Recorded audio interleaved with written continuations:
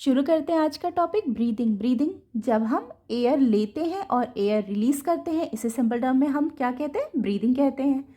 जब हम एयर लेते हैं तो एयर के साथ एयर में जो ऑक्सीजन प्रेजेंट है वो भी हमारी बॉडी में आता है, और हमारी बॉडी के अंदर जब ऑक्सीजन आता है तो ग्लूकोज का ऑक्सीजन जब हम लेते हैं तो ग्लूकोज का ब्रेक डाउन होता है, ये हमने लास्ट वीडियो में पढ़ा था, जिससे कि कार्बन डाइऑक्साइड और एनर्जी भी रिलीज होती है।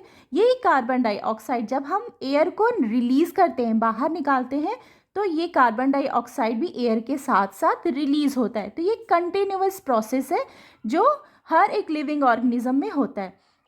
तो ब्रीदिंग में दो प्रोसेस होती है, दो स्टेप होते हैं।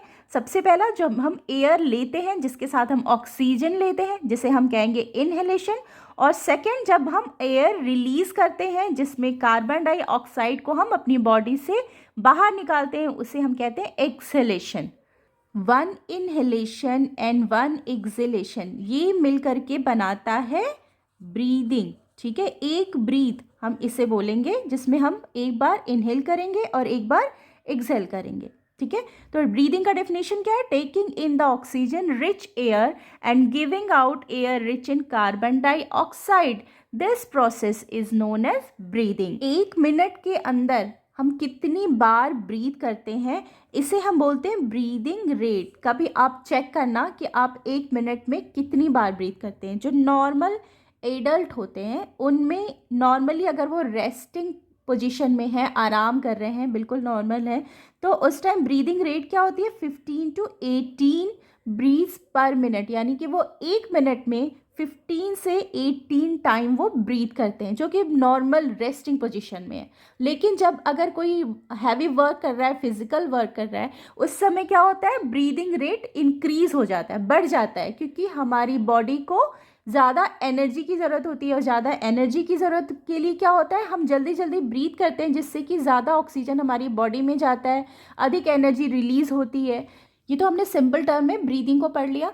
चलिए देख लेते हैं इसका मैकेनिज्म कैसे होता है। ब्रीदिंग के टाइम पे जब हम एयर को लेते हैं तो अपनी नोज़ से लेते हैं, नोज़ से नेजल कैविटी और विंड पाइप से होता हुआ एयर पहुंचता है हमारे लंग्स में, जो कि हमारी चेस्ट कैविटी में प्रेजेंट होता है, और ये रिब केज के अंदर होता है। ये क्या है? सारे रिब्स हैं, इसके अंदर लंग्स सेफली प्रेजेंट होता है, और इसके बेस पर होता है थिक मस्कुलर शीट होती है, जिसे हम कहते हैं डायफ्राम।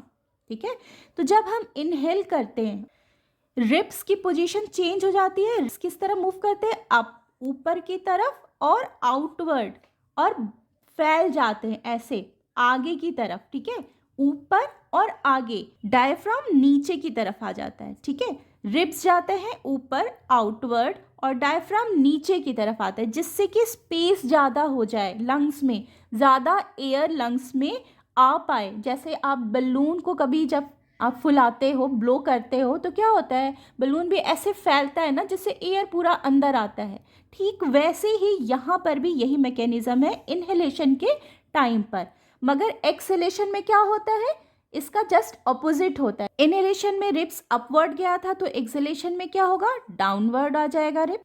आउटवर्ड हुआ था इनहेलेशन में, एक्सहेलेशन में क्या होगा? इनवर्ड हो जाएगा, अंदर की तरफ आएगा। और ये डायफ्राम जो नीचे आया था, ये डायफ्राम वापस ऊपर की तरफ जाएगा। ठीक है, ये क्या हो जाएगा? ये भी अपवर्ड हो जाएगा, जिससे क्या होगा? सिकुड़ना जिसे कहते हैं। जैसे बलून से अगर हवा निकल जाए तो क्या होता है? वापस वो सिकुड़ जाता है, अंदर का स्पेस कम हो जाता है, क्योंकि एयर एक्सहेल हो चुकी है, बाहर निकल चुकी है। तो इस तरीके से इनहेलेशन और एक्सहेलेशन होता है हमारी बॉडी में। जब हम एयर को इनहेल करते हैं, अंदर लेते हैं, तो एयर में ऑक्सीजन ही सिर्फ प्रेजेंट नहीं होता है, ऑक्सीजन के अलावा अदर गैसेस भी होती हैं।